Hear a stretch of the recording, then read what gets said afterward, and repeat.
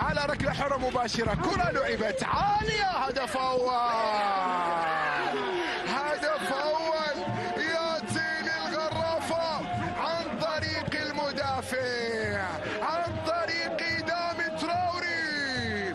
المدافع يدافع عن آمال حامل اللقب، وينجح دامي تراوري بعد كرة ذكية وكرة لعبت بالعقل من يملك الفكر الكبير ياسين إبراهيمي.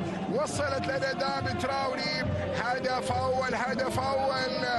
اسعد يا عزيزي الغرفاوي، الصفحة يجب أن تقلب.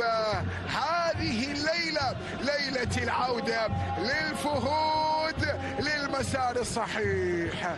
أي كرة يا ياسين إبراهيمي، وأي لمسة يا دامي تراوري، اختار معها القدم بدلا من الرأس لكي يضع هدف. ويوفي خوسيلو، خوسيلو هدف ثاني للفهود.